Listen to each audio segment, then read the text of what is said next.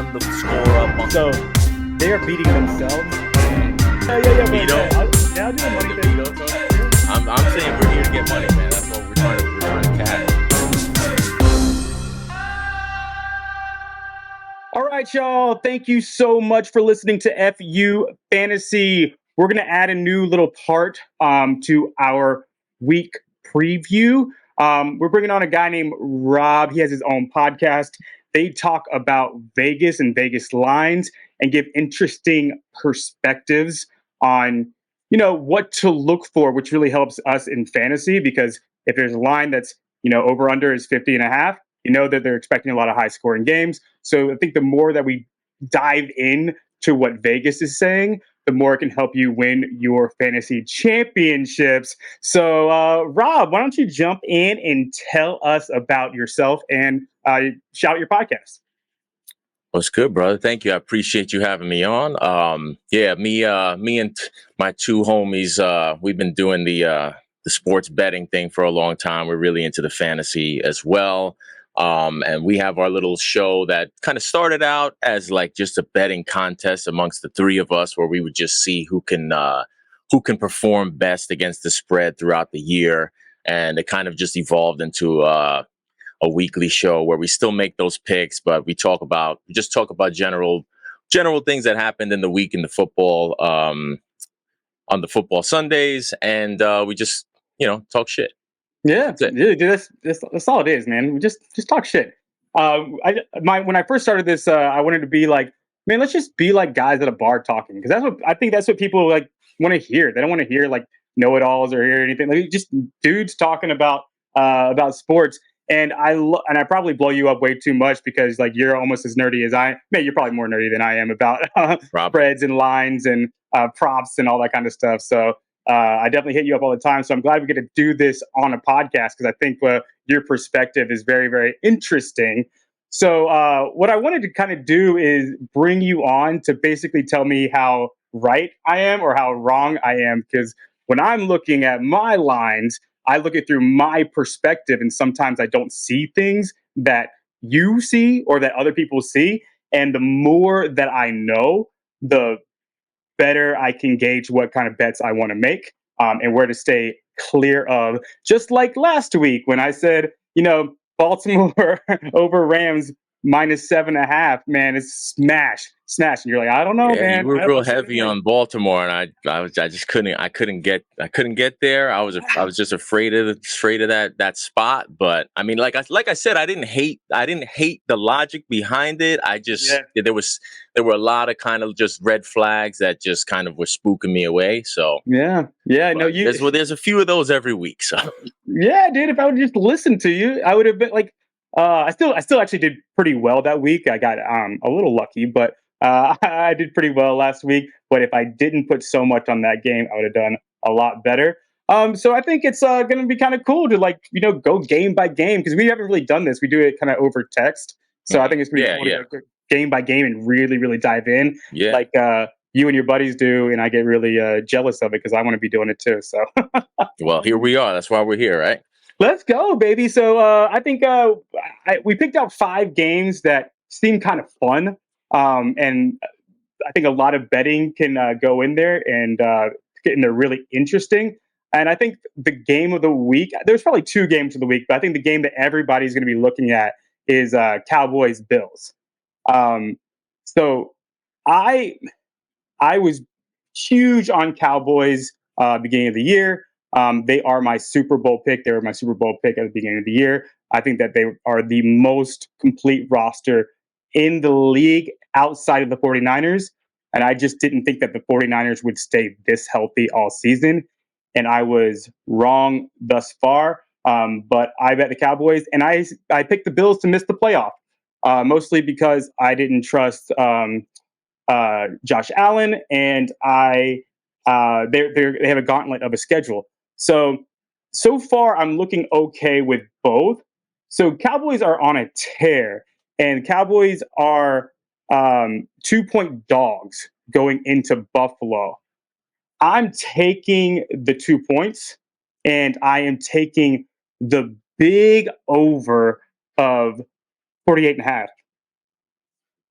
I just think that this is going to be a shootout.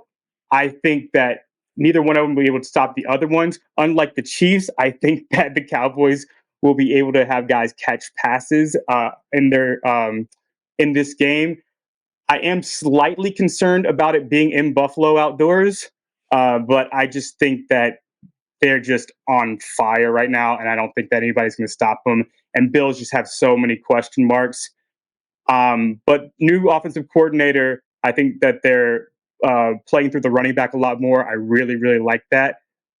Stephon Diggs looks like he's taking a step back. So there's just a lot of stuff going in. There's a lot more question marks on the Bills, whereas the Cowboys, they're just it's just another step. Like they just destroyed the Eagles.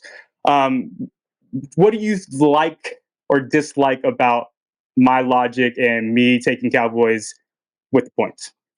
Well, the first thing I'll say that I like, and now you said I am taking the over 48 and a half. Is Uh-huh. that you already bet it? Because 48 and a half is gone. That line has moved up to 50 and a half. What has it really? Yes. I have not bet it yet. Current line in most books. I mean, you might be able to find a 49 and a half out there somewhere, but currently most lines are at 50 and a half. So you were on the right side because clearly the number has been bet up 2 points. But if you didn't, this is why I always tell people, even if you're not going to place any big bets, I always tell people at the end of the Sunday games, at the end of the Sunday afternoon slate, before when you're getting ready for Sunday night football, before before you sit down and you listen to Mike Tirico give his intro, take a look at the early lines of next week's games because there's going to be some things there that you'll see that could be interesting and some lines that you might miss out on if you wait the whole week to get them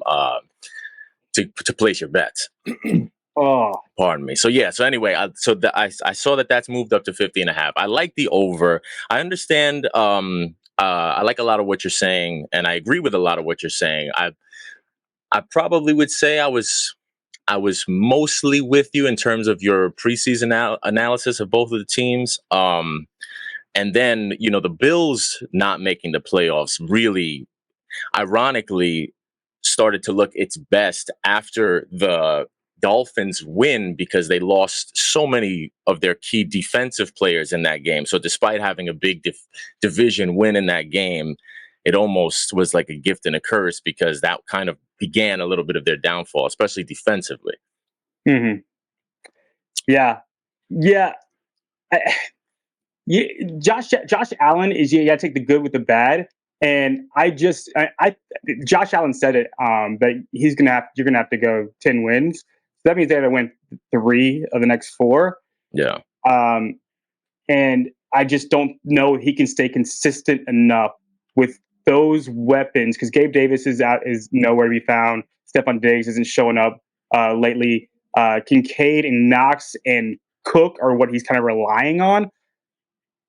Now, the reason it's funny that you say that because the way I see it, I feel like if you watch the pattern of where Josh Allen's target distribution has taken place and how he's kind of managed games as they've been losing, as he's been losing, the targets start to peel back a little bit. He's when he's having big turnovers in games that are costing the Bills games and inevitably costing them their playoff run.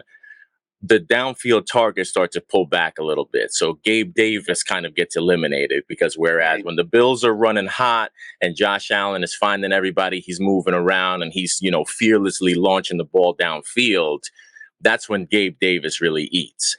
When Josh Allen when they're losing games and Josh Allen is on the run and he's worried about turning the ball over, that's when you see Dalton Kincaid, 35 targets, all of them 2, 3, 4, 5 yards downfield, because those are passes that are less likely to be, chaos creating. So while I follow your logic, I feel like the best time to take Josh Allen in terms of viewing Josh Allen as somebody who is going to be pushing the ball downfield, going to be getting Gabe Davis and Stephon Diggs involved, it's going to be coming off of a win. And obviously they're coming off of a big win. They've kind of reheated their playoff hopes, whereas they kind of been buried not only internally, all of this strife going on in Buffalo, but also by the public. The public was completely out on the Bills. That's why I'm interested in the Bills in this game, because Josh Allen coming off of a win, the Bills in general coming off of a win, new kind of rejuvenated hopes of trying to make this playoff push. A completely desperate team that absolutely knows that they cannot afford to take even a snap off, let alone a game. Whereas on the other side, you have the Cowboys riding high. All of the hype is at maximum capacity right Yeah. now. You got all of the Dak Prescott for MVP talks, and yes, they're a good team. But for me, it's always, where's the value? You know Yeah. what I mean? Where is the value? You're at absolute peak top of the market when it comes to the Cowboys right now. And I feel like despite despite winning the last game, you're still getting the Bills at a bit of a bargain. So so you're definitely taking the over, correct? And are you taking the Bills -2? Or is that where you're leaning? 50 is a high over. I Oh, you're not still taking like over. the over. I Yeah. still like the over. If I was to, if you force me to take a side, I'm taking the over on that one. I probably won't put too big of a number in terms of unit allocation on it, Uh-huh. but I would definitely take the over. Yeah. Sure. So I watched Cam Newton in 2015, and I just kind of waited for that offense to sputter out, because you're like, man, they just can't keep up these numbers. I mean, they just don't have the talent for it. It's just like this, they're gonna go down at some point, and they just never did. And this offense is just insane. Like last week, 33, before at 41, 45, Now, 33, which offense are you 49. referring to? Is Oh, this Cowboys. Bills or Cowboys? Cowboys. Uh, yeah, so in their last 7 games, 33, 41, 45, 33, 49, 23, 43. They're in the 40s and 30s every single game, and I've seen it before. And when the Bills don't hold teams under 21, they've lost every single game. Also, like, the Bills haven't really played a tough Whoa, hold on schedule. a second. They held Kansas City under 21. I'm saying if you score over 21 against the Bills, they lose. The Bills lose. Oh, gotcha. Got it. Yeah. So they held Kansas City under, and I don't know if Kansas City is any good. So I'm just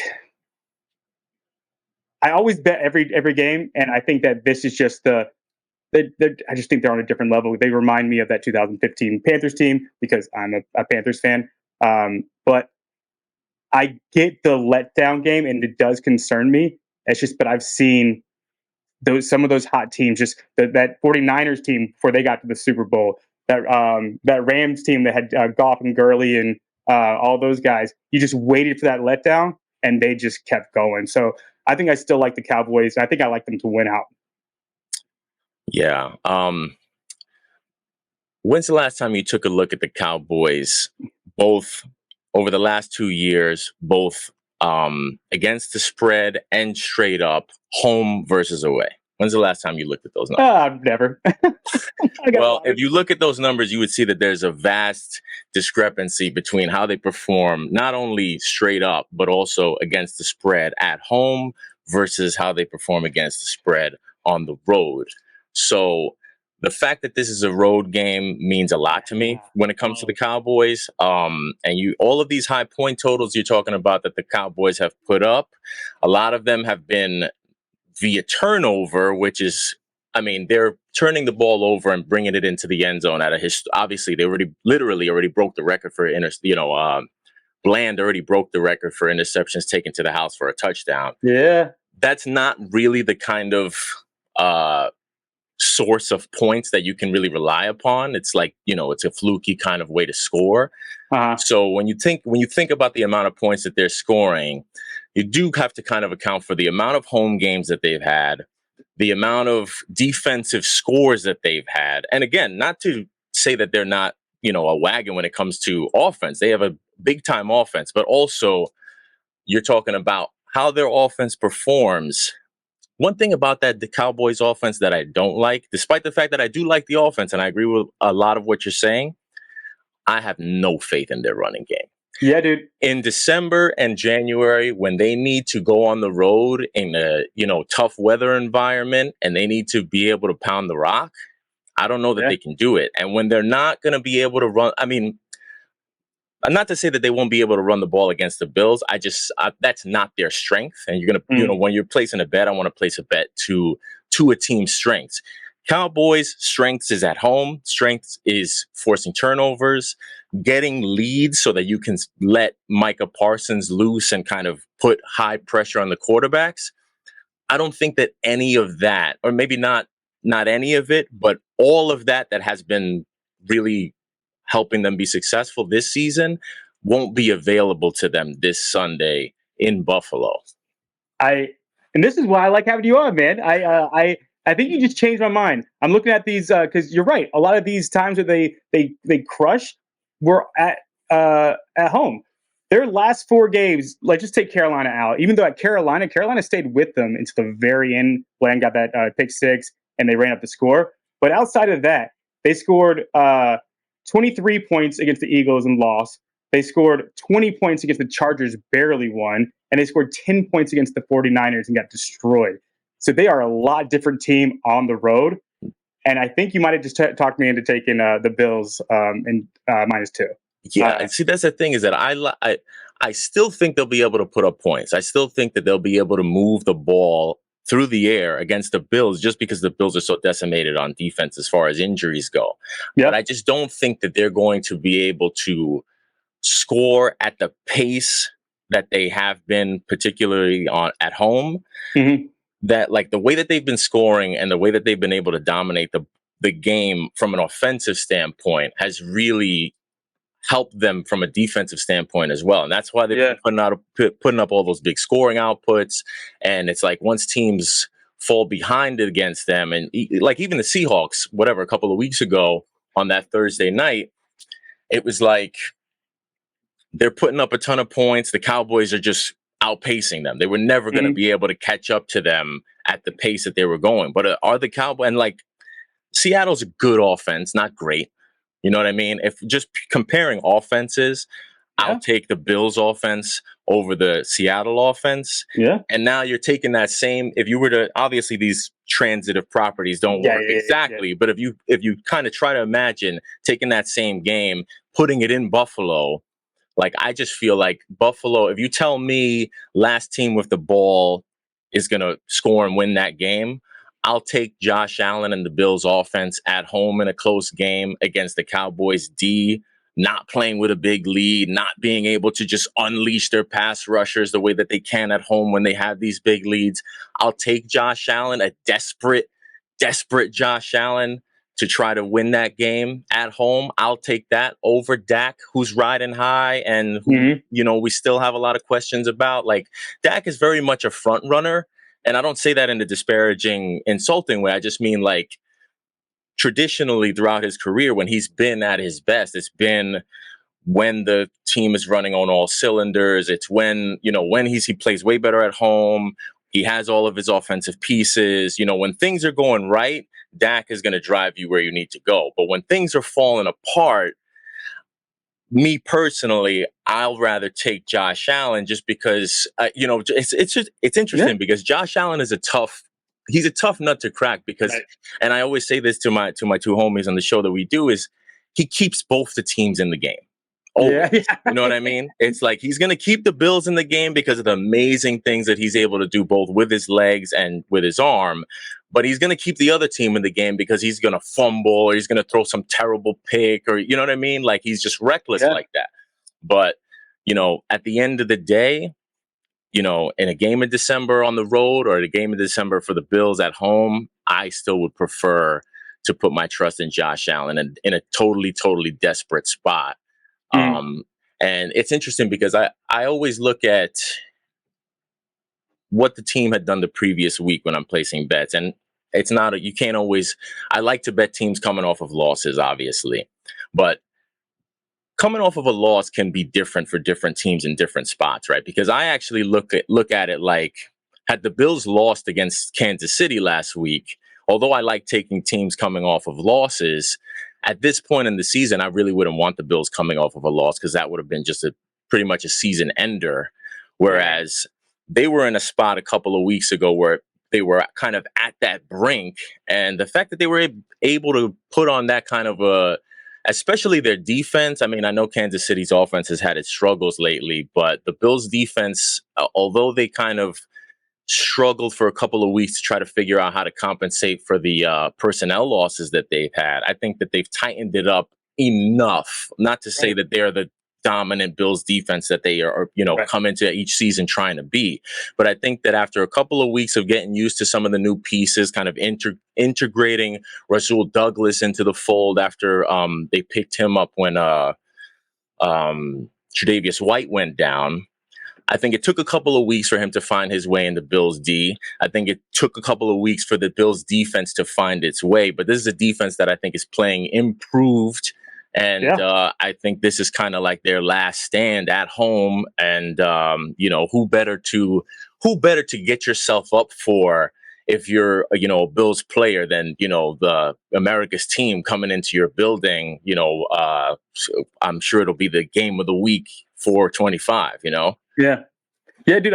You changed my mind. I am moved my mind to. I'll take the Bills -2, and I'm gonna stay away from the over under because that they're not those the Cowboys aren't putting the points up on the road that they were putting up at home. But let's move on to the other game because I think you made very good points and it definitely changed my mind because I wasn't even looking at the home away and then just being outdoors in Buffalo, I got to take the Bills. So our next game is Atlanta and Carolina. I kind of don't want to talk about this, but I feel like we have to because I'm a big Carolina fan. This is everything about my analysis of this game. So let me walk you through what this game looks like. So the Atlanta Falcons have what they did to the Panthers in the first time that they met is the interior pass rush because our guard and center aren't very good pass blockers. So they rushed Bryce Young. Bryce Young threw 2 picks to Jesse Bates, who just jumped some routes because he's a rookie and he didn't see it. So the Panthers, so that interior pass rush isn't there anymore. Grady Jarrett's on IR out for the year. Contavious Street's gone. David Onyemata is questionable, but he likely won't play. So basically, all you got is Calais Campbell, who's 37 years old. But your corners are really good. AJ Terrell is amazing. Jesse Bates on the back end at safety is amazing. They turn people over. Okuda's been playing well. Caden Ellis is a great linebacker. I don't think we'll be able to throw on them, but I think we could run on them fairly easy because they're so beat up on the defensive line. And on the other end, the offensive line for them is so beat up. Lindstrom got an ankle injury last week. Matthews questionable. Their center's questionable. McGarry's questionable. So one of their strongest points of their team was the offensive line, and they're all beat up. Hennessy's on IR. Greenidge is on IR. And then their playmakers, Drake London versus Horn. Horn has shut down Drake London almost every time they've gone against each other. Kyle Pitts did nothing to them last time. Bijan was the killer for us, but we still held him in check until the very end. All that being said, I got the Falcons -3, Really? just because our offense is pathetic. I mean, we're starting 2 4-string guards. Justin McCray is an undrafted free agent rookie, and Nash Jensen is an undrafted free agent rookie. And then Bradley Bozeman is a better run blocker than he is a pass blocker. We run a zone scheme instead of a gap scheme. So we're running at our guards. So that doesn't help us in the run game very, very much. We can't get any kind of passing offense going. The team is defeated. I like the defense to show up. Derek Brown's just been on a different level. He's amazing. JC Horn back is awesome. Xavier Woods is great. We just commit way too many penalties, and we don't have a passing game, which is how you theoretically 79% of Falcons touchdowns allowed were against the pass. They have a much better run defense than pass defense. I like the Falcons -3 and the under of, I believe it's 30, it's 34. I got the under 34 and -3. What do you think? See, it's interesting that you say the Falcons. For me, to take a favorite with such a low total, I need to really trust the quarterback. How much do you trust Yeah. Desmond Ridder? Yeah, no, there's a chance that if we score points, we need defensive scores. For sure. Yeah, I mean, I can't. Obviously, I would never dispute what your knowledge and information is regarding the Panthers. So I hear you on all that. Oh, all my logic is to take the Panthers, but it's just like every time my logic says it, they still lose. They just find ways to lose.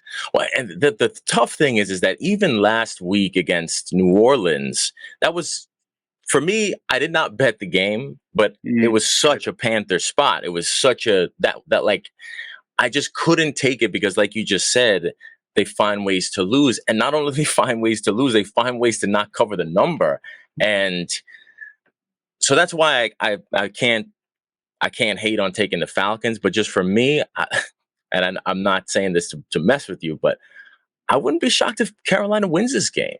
Everything's pointing for them to win. Like, for me, I would rather take them. I would rather take the value on the Panthers money line. I wouldn't even bet the spread rather than giving points with Atlanta on the road. I mean, who is Atlanta? I mean, granted, consider the opponent. Yeah. But still, man, Atlanta's not, they're not a team that really should be given 3 on the road. Not to me, at least. And especially not when the total is telling you that neither team is expected to really, be able to move the ball well on the offensive end of the ball. I can't get to, I especially can't get to 3. I would maybe consider it if it was 2.5. If I could think I'm just basically taking the Falcons to win by a field goal, then I would maybe consider that. I mean, obviously you take the 3, you only have to feel the push, and it's not a big deal. But I just don't think Atlanta is a good enough team, especially, I mean, everybody knows the numbers when it comes to division dogs. It's like division dogs, just historically, it's a spot to take. And for me, unless I'm talking about a quarterback or just a overall team that I have a ton of faith in, I couldn't give that those points on the road with Atlanta, just because I don't. It's funny because Desmond Ridder, unlike Josh Allen, he just keeps the other team in the game.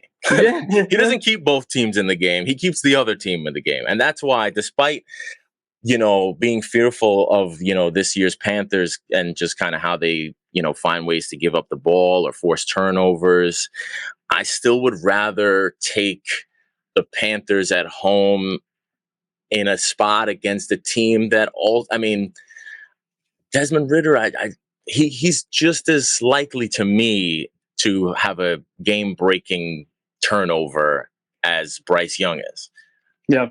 Yep. So that I would be fearful of. I love the under though. Yeah. Oh yeah. I'm probably I would probably just lose the money, even though my gut says the Falcons, just because the logic says the Panthers. The Falcons are 2-4 on the road. Their 2 games that they won were 13-8 against the Jets. With the backup quarterback, or I guess whatever Salah's doing, and then 16-13 against the Bucks. Neither one of those teams are particularly good. The Panthers, every team they have played at home, except for one, has a winning record. The one team that they played without a winning record was the Saints. They lost by 3. They are pretty good at home. They lost the Cowboys by a big number, but at halftime, they had a chance to tie the game, and they let the clock run out with no points, and they were like at the 20-yard line, and they came back at the other end, the second half, and they scored. So like it was a 7-point game for a long, long time, and then that the pick six. That's really that to me. And it's funny that all these things that you're bringing up about the Panthers at home, to me, unless they have a disaster when it comes to turnovers, and they give up a defensive touchdown, which obviously is a possibility. It But happens I every just game. like to think that at home at this point of the season, I'd like to think that Bryce Young has learned enough from some of his previous mistakes earlier this year that he's not going to make some of the back-breaking pick six plays in this game, a home game. I mean, again, I'm not trying to talk up the Panthers. I'm not saying I'm taking Like them either. I just like to think that that they'll be able to hold this together enough to cover that number. But Yeah, the logic, and I think I'm gonna take the Panthers because of the logic behind it. Even though my gut says don't. But Panthers last game against the Cowboys, they gave up a defensive touchdown. Against the Colts, 2 defensive touchdowns. Against the Texans, they didn't give up a defensive touchdown. Vikings, they gave up a defensive touchdown. And when they were when they played the Falcons the last time, they had a defensive touchdown. So they are beating themselves, and geez. But yeah, I'm probably going to go with you. I'm going to take the logic of it because the logic does say Panthers. So let's do it. I'm taking Panthers. there you go. I'm changing my mind. I'm going to take them. Money line. Come on. Show me Money some. line. I'll Straight take the up. money line. Money line. We got to win more than one game this season. No, that's and you laugh, but that's the other thing is that, like, I always look at it like on a week-to-week basis, we watch these teams, and one team will just wipe the floor with the other team. But at the end of the day, man, like, the NFL is designed as such that the worst team is never as bad as you think it is, and the best team is never as good as you think they are. Like, that's I always try to keep that in mind when I look at these games, no matter who's playing who. I mean, look at what happened just this past Monday. The Titans were dead. No one was taking the Titans. Yeah. No one was the Titans going into Miami. The Dolphins, they were going to run the score up on them. Double digit dog. They end up winning outright because that's football, man. That's the NFL. It's how it works. I did have the Titans plus 12. Nice. Yeah, nice little brag. Plus 12. Yeah, but that's the play. And you were in the minority. I mean, most people were on the Dolphins, even given the big number. Yeah, I mean, Tyreek Hill going down definitely helped. But so let's move on to the next game. And this is another big game between the Bills, Cowboys, and this one. They're probably the 2 games of the week. Eagles traveling to Seattle. Seattle has been playing well. I mean, even thinking that they lost by 12 to the 49ers, that's a good thing. That's the closest that anybody's been to the 49ers in the past 5 games.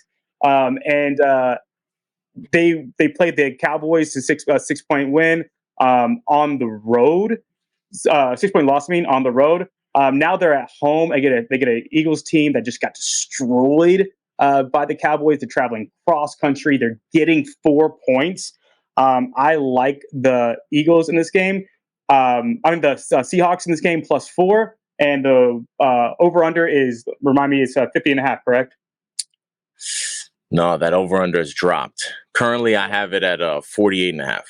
Cool. Yeah, and I'm taking the over in this game. I like a big DK Metcalf game. I like even Tyler Lockett in this game. That Eagles secondary has just been bad all year long. They're just getting old. Slay is 32, I believe. Fletcher Cox is mid-30s. Son Reddick hasn't been as effective as he has been. Nakobe Dean is out for the year, I believe. Bradbury's finally getting old. Losing CJ Gardner-Johnson, it hasn't been the same. And I do like the Eagles too. Seahawks end up taking it outright. I might take the money, but if you give me 4 points, I'm going to take the 4, I think. What do you think about that bet? Yeah, I'm with you on that one. I like the Seahawks at home getting the points. Latest I saw is Geno is questionable. I think that one of the main reasons that they ended up, he was a game time decision going into last week, ended up not playing. Drew Lock, the immortal Drew Lock, ends up getting the cover. But I think Geno will be back, and I think Geno will be back after what seems like it was a much needed rest, because he even though he had played the previous few games, he had been banged up with whether it was an elbow or a groin. Mm, He had been banged up going into last week's game, so he didn't play. If he's back this game, obviously I like that better than Drew Lock. right. But I'm with you on all of that. I mean, the Philadelphia, unfortunately, I mean, I still think they're a good team. I still think that they're going to be heard from this season, particularly, Yeah. obviously they're not in danger of missing the playoffs or anything like that. But I know that they still want to get they're still in competition to get the 1 seed. But where's their, where's the Seattle? I mean, where's Philadelphia's motivation in this spot? You know what I mean? Yeah. I think that Seattle is the more Yeah. desperate team, fighting for a Definitely. playoff spot. Yeah.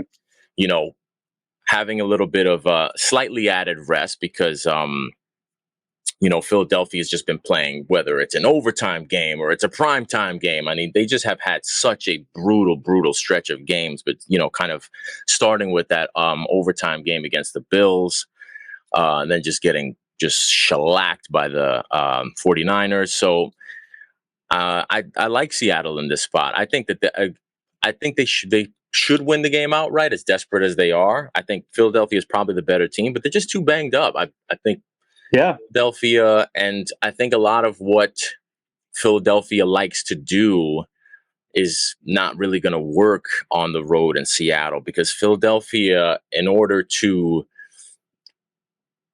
protect that aging secondary, they need to play from well in front. You know what I mean? And they need to be able, similar to the Cowboys, they need to allow their defensive line to kind of dominate the game on that side of the ball. And I just don't think they're going to be able to do that in Seattle. Yeah, I agree. And what's being missed is that how well DK Metcalf is playing. He got ejected last game. If he doesn't get ejected, it might be even closer than that because he has been on a tear.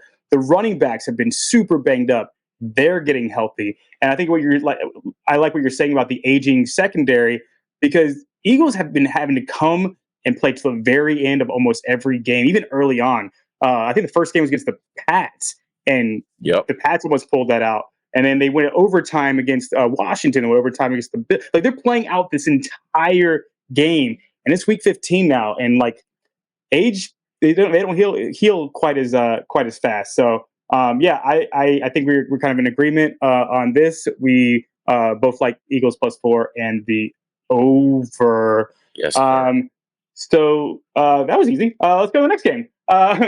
Giants at New Orleans. Okay, you're gonna have to. The You're gonna Tommy have Cutlet special. Dude, yeah, you're gonna have to tell me why New Orleans such a big favorite in this game. They're 5.5.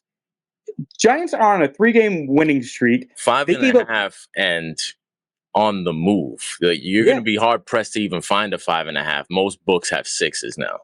Oh, wow, man! I would take, yeah, dude. Why? Like, I know the I think Like, last week one was by just a the- mirage. I think that's a Exactly. lot of it. Yeah, exactly. The Panthers easily beat themselves. Stupid penalties. Kamara didn't crush them. Derek Carr didn't crush them. Panthers do what they always do, and they beat themselves. They're still super banged up. Lattimore is still out. Marcus May's out for the season. Olave might not play. Derek Carr is just trash anyways, but he's playing hurt. That offensive line is might be the second worst in the league behind the Panthers. It's just, and over the bye, the Giants fixed their offensive line. They get 0 sacks this past week. They're getting their wide receivers healthy. Hyatt's starting to get Wan'Dale Robinson's on the field more and more. They might get Waller back this week. I just don't see any reason why the Giants are dogs. Can you kind of help me understand?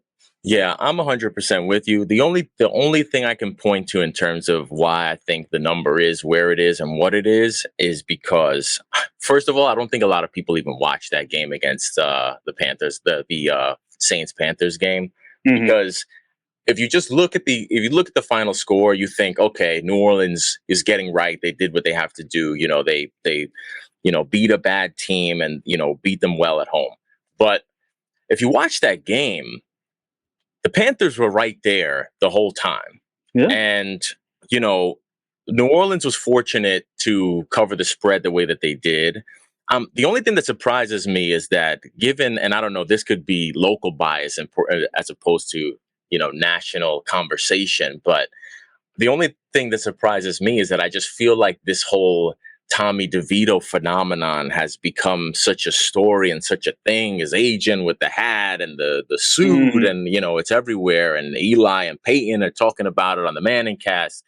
I'm surprised that there's not more public money coming in on the Giants based off the strength of that. Mhm. Because I was kind of expecting the public to come in heavy on the Giants and move the number down. That's why I haven't bet it yet. I plan to take New Orleans, but I mean, I had planned on taking the Giants, but I thought that maybe the number's going to move. I don't know what's going to happen, so I've just been trying to monitor it. Mhm. But as long as they're going to continue to, as long as that number is going to continue to go up, I'm just going to wait. I'm going to wait, and maybe we might even get a 6.5, or please give me a 7. If you can get a 7 on Sunday, that'd be amazing. But yeah, I don't know. I just think that the New Orleans, I think people are still kind of riding that preseason conception, or maybe misconception, that people had of New Orleans kind of being the odds on hands down favorite to kind of run away with that division. And people have been making a lot of excuses for New Orleans and kind of why they have not grabbed the division, by the horns. There have been a lot of excuses made, but I think at this point of the season, we see what they are. If you've been watching the games, even if you watch last week's game, we see that New Orleans is not, I mean, yeah, they're at home, and they're going against a Giants team that's, 5-8 and kind of was left for dead a few weeks ago. But Giants team is, they've shown signs of life. Dable has been able to keep it together there and keep everybody motivated. Like you said, they're getting healthy. They are on a bit of a short week since they played on Monday and not Sunday. That could be part of what influenced that number to where it is now. But I'm with you. I think that even though the Giants are on the road, I'll take the Giants in the points. DeVito's not,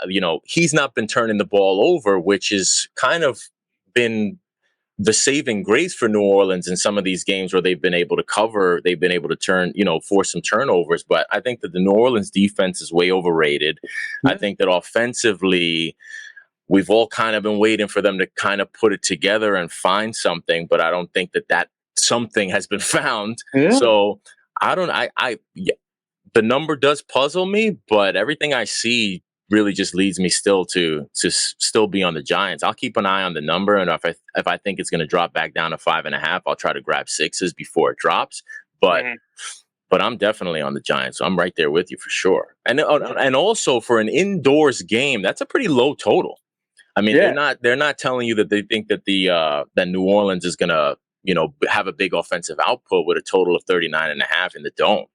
Yeah, and I think the Giants defense is playing excellent. And I don't think that that offensive line is absolutely terrible. And that defensive line for the Giants has been very, very, very good.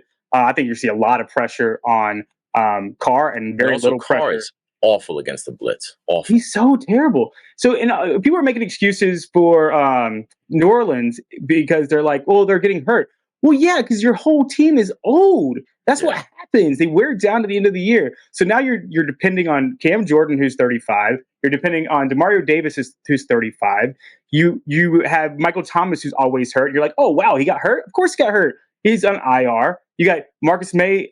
He's in his 30s. He's on IR. You got Lattimore. He's 28, but I mean, he was hurt all of last year. He's on IR. And then I don't want to wish injury on anybody, but I'm surprised Tyrann Mathieu is still going as well as he has. Malcolm Roach is on IR. He's like your interior run stopper. That ain't good to stop Saquon Barkley. So I just don't see. I just wanted you to tell me why I should be thinking the Saints are going to win this game, because I don't see it. Before the Panthers, the Saints were 0-3 in their last 3, including home games. So I don't understand. So I'm glad that you don't understand either. I'm And Taysom Hill hammering is also Giants. banged up. Taysom Hill is also banged up, and with all of the red zone struggles that Derek Carr has, Taysom Hill has been really essential to what they want to do in the red zone. And if he, for some reason, is unable to play, that's even more of a reason that I would just pound the Giants. Yeah, and they just signed Robinson off somebody's practice squad because it looks like Jamal Williams might not play. So, Yeah. like, you're left And with man, this question. Alvin Kamara, he's far removed from the Alvin Kamara of of top 5 fantasy draft status.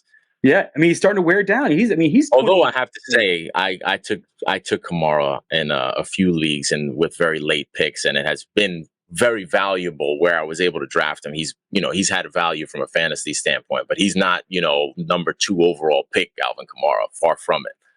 Yeah, I mean, especially if you're PPR because Derek Carr can't throw it to anybody else, so he just dumps off Yeah. 8 times a game. Yeah, Kamara has 11 catches for 29 yards.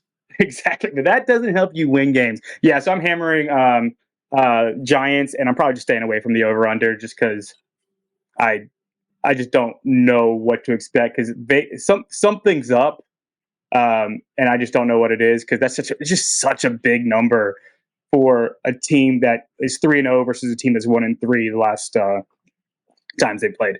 All right, let's move on because I think we're on the same page with the Giants and New Orleans. Yes, sir.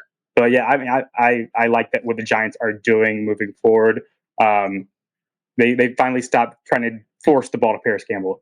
I mean, he's barely even able to see the field. He's like their their number 4 or 5. He's like their number 4 or 5 receiver at this point. Yeah, he's a healthy scratch this last week. I like Hyatt anytime touchdown because Saints are bad against the deep ball. Yeah, and that's a good spot. That's a good, nice indoor track for him to go to work. Yeah. So look at Hyatt. I think the last time I saw him, he was like plus 800 for anytime score. That might have moved, but I like. And also the Giants. I'm seeing here that the Giants are still, despite, like I said, kind of riding a little bit of a hype wave. And I told you I expected them to be taking a lot of public money. They're not. There's still more money on the Giants than there is on the Saints. Yeah, I said at the beginning of the year, my best bet, my lock bet you can't lose is Saints under 9.5 wins. They can get to 10 if they win out. So I'd rather them just go ahead and lose this week. So I put quite a bit of money on Saints under 9.5 wins. All right, moving on. Let's do our last. What was the over under for Panthers wins? Was it 4.5? It was 4.5. And did you I bet took that over, but I didn't hammer it. My favorite bets this year were Cowboys over 10.5, Saints under 9.5, and Adam Thielen over 575 yards receiving. I was like, I didn't understand any of those lines. Yeah. So I hammered all 3 of them, but I put quite a bit more money on the Saints under 9.5. So don't win out, Saints. That would be very. No, it's looking good. You're looking good. We don't want to put any bad vibes out don't there. Fix it. Fix it. So our next game is Chicago at Cleveland. It's our last game that we're going to cover. And I'm having a lot of fun doing this, man. This is a real stinky game. These are the kinds of games in terms of, what's funny? The games I like to watch and the games I like to bet tend to be complete opposites. Like, this is a game that I'm so excited to bet, but I need to shield my eyes while I do it. Yeah. So this one was really, really hard. This is really, really hard because Cleveland's defense is so beat up. I think they have lost 7 starters, and Ward may not play. So if Ward doesn't play, DJ Moore can just wreck this team. I think Ward is supposed to play, though, and I think he'll shadow DJ Moore. But I don't know. DJ Moore still is unguardable, basically, when Justin Fields plays. But Browns at home and when my guy Tyson Bagent plays, that's my man. Come on, baby, don't hate on the arm wrestler's son. You saw that, right? um, You saw that his dad. yeah, Yeah, yeah, oh, yeah, yeah. yeah. It's just Justin Fields is just giving more like 15 targets a game. No, no, I Uh, feel you. I'm just messing around. Yeah. but Browns are 6-1 at home. Their one loss was Baltimore, I think the third game of the season. The Bears are 2-5 on the road and 1-2 on the road in the last three. They beat the Vikings 12-10. That was their one road win in the past three. Um, I like their defense, but the Browns are just such a weird way that they run an offense. It's just they do it like it's somebody different every time. Like Njoku couldn't get a catch 2 weeks ago, and it was all Elijah Moore. And then last week, Njoku just destroyed. Sometimes it's Ford, sometimes it's Hunt, sometimes it's Amari Cooper. I think that Stefanski, and I kind of don't like giving Stefanski credit because I don't like, he's a not my fault guy. I don't like not my fault guys, but he is very creative in how he scores points. And Flacco is just slanging it. I'm taking Browns -3 at home against the Bears. What do you think about that? I can't give 3.5 with a 38-year-old statue at quarterback. I Oh, can't. I think. See, here's my thing. I'm concerned about the Browns' injuries on defense, but what really concerns me is there's two things that concern me most. Browns have not been as dominant defensively against mobile quarterbacks. Justin Fields is the prototype mobile. right. He's more of a he's more mobile than he is quarterback. So No. Justin Fields. If you're not good against mobile quarterbacks, you do not want Justin Fields coming to town. And also, I don't know how the Browns. I know this is going to sound crazy, but I think it would have sounded a lot crazier 3-4 weeks ago. Right. I don't know how the Browns are going to score that many points on this Bears defense that is looking super legitimate. I mean, I Best laughed. corner in the I have league. to admit, there's one thing that I have to admit. I admit when I'm right and I admit when I'm wrong. When the Bears traded for Sweat and immediately, gave him a deal, I was just confused. Like, what the hell are they doing? It just seemed like usually teams that are making trade acquisitions mid-season are teams that are competing, for a playoff spot, for a championship. This is a team that is looking to get a good draft pick. You know what I mean? So for them to make an acquisition like that and to, you know, make those kinds of salary cap adjustments, I didn't think it made any sense. Mm-hmm. But the way that defense has performed since he's arrived, and just the way that he has kind of transformed the identity of that defense, that Bears defense is no joke. And Yeah. I mean, granted, it was at home, but it was against a much more potent defense in the Lions. They found out what that Bears defense is all about. Matter of fact, they Mm-hmm. found out what that Bears defense is all about twice in a row, even at home, because the only reason the Bears didn't win that game in Detroit was because of that fumble at the end of the game in the end zone. Yeah. But that Bears defense Oh, shut down the Detroit, and Detroit's overrated. Yeah. rarely anybody has been able to do what the Bears defense did against Detroit in Detroit. Like Detroit, I've been skeptical about what they're going to be even in the preseason, but I kind of was proved a little bit wrong because Detroit has they haven't fallen apart just yet.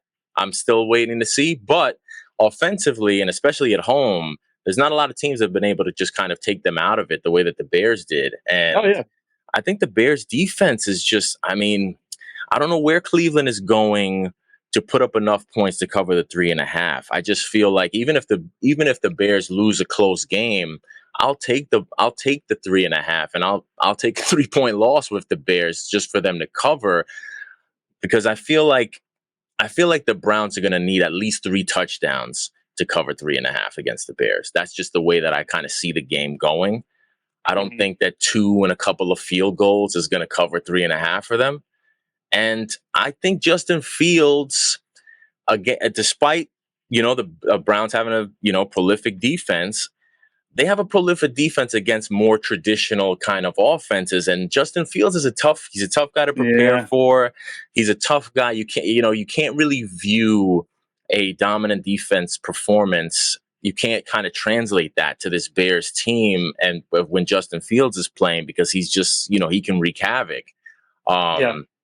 So, I mean, while I don't love the Bears, they obviously have a ton of deficiencies, but I think Flacco, I think I saw that the last time he was a favorite before this season was like 2019 or something like that. Mm-hmm. That kind of concerns me. I don't know that.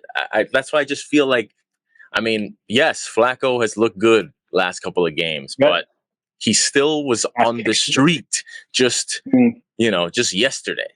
You know what I mean? And yeah, I just feel like the Bears, they've shown me a little something. They're a little bit of a spicy team. I thought that, that's a team that could have easily kind of packed it up and said, hey, we'll see you next year with our number 1 draft pick that we're pursuing. But the defense seems to have kind of rallied, and I feel like the offense is playing a little bit more inspired. So I wouldn't personally be comfortable giving away 3.5 against that team unless I have a quarterback and an offense that I really believe in. And again, going back to, I don't like to give points unless I really believe in the offense that I'm giving the points with. Mm-hmm. And I don't trust the Browns offense matchup against Chicago's defense enough to give 3.5. If it was 2.5, totally different story. 2.5, I would take it. You know what I mean? It's like the number that means a lot to me. So, I don't respect Joe Flacco enough to give away 3.5 points. And again, it's another one of those low total games. And for me, in these low total games, I'd rather take the points.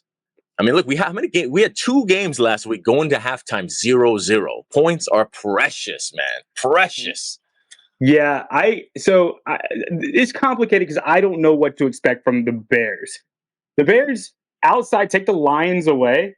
They scored 2 games over 20 points. Take the Lions out. No, this season you're talking about. The whole season, 2 games, and a lot of that was Bagent, but 2 games over 20 points.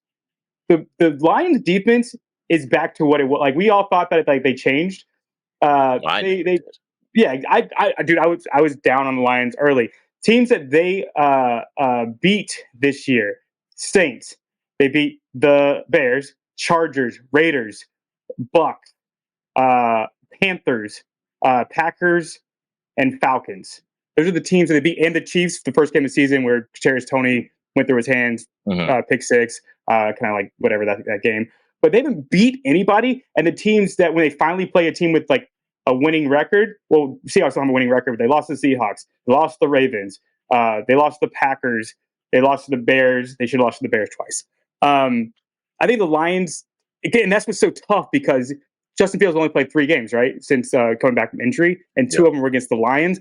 And the one that he played against Minnesota, they scored 12 points. So I just don't know what the Bears are yet, but I do know that defense is good. One thing I really like in this game, the under. I like the under a lot in this game because Bears on the road don't score points, and Browns, I don't think they can score a lot of points against that defense. I think it's going to be ugly. But it's gonna be hideous. Forget about ugly. This is gonna be bag over your head. Yeah, look away, blindfold. You need the tanning glasses with the little hole with the dark tints. You need everything you can to shield your eyes from this game. But that's part of the reason why I love it, because I just feel like, I mean, I totally am with you.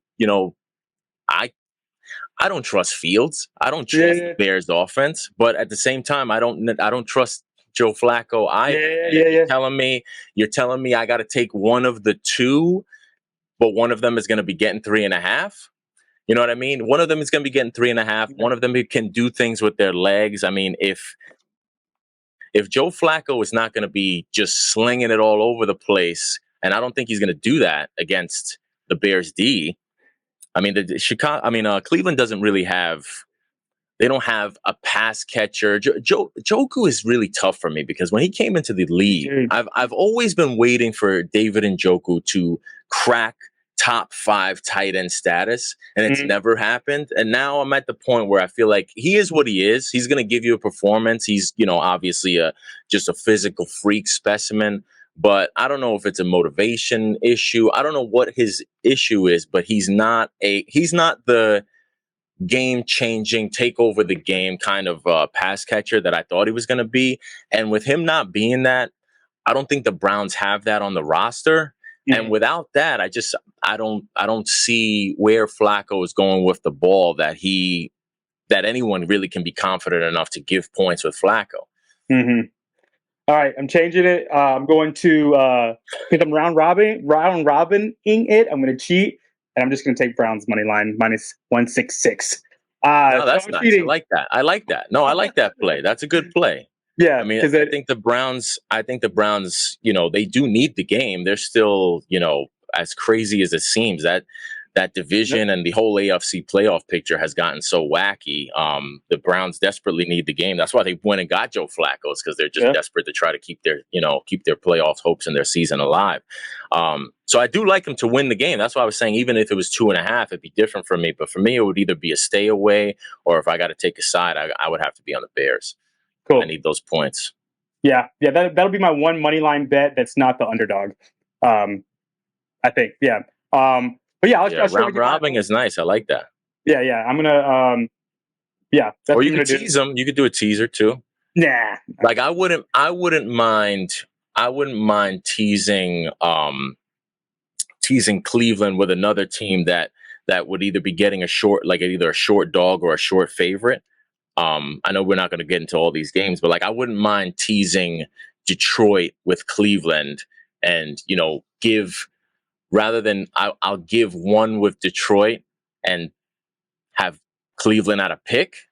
That is a bet that would advertise me. Yeah. Maybe Panthers. Maybe do Panthers money line. And tease it that way. Oh yeah, because another 3-point. Yeah, that would be perfect. Yeah, that's a good idea. Yeah. I All like right, we'll it. see. Awesome, man. Well, dude, this was awesome. I had so much fun. I enjoyed this. Yeah, very yeah. much. Thank you for having me. I enjoyed this. Yeah, this is a great conversation. I don't get to do this very often to talk numbers, because I don't know. No, I don't have any friends that talk numbers. No, I feel you. Yeah. So thanks for being my friend today.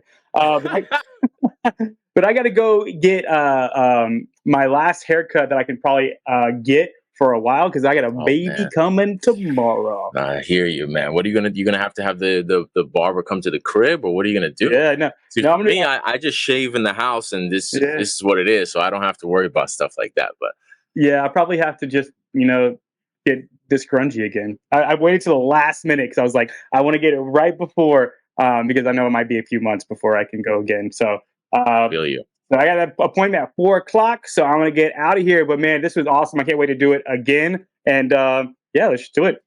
All right, my brother. Likewise. Yeah, awesome, man. Sure. Well, thanks for doing this, and we gotta find some kind of outro when we do this kind of thing, because like with Panthers, we go like keep pounding, because that's what we say. But we'll figure it out. So until then, bye, y'all. Yeah, Money, man. Yeah, man. We're here. Oh yeah, either John Miguel or the. Oh, you thought I was giving the veto? I'll do the money thing. Veto talk. Yeah, I'm saying we're here to get money, man. That's why we're trying to cash, man. Stay in the my motto is stay in the black, man. Yeah, like people always, you got to place these bets, blah blah blah blah blah, and like you have wins, you have losses, man. We're just trying to stay black, man. Stay in the black. Yeah, man. All right, cool. All right, brother. See y'all next time.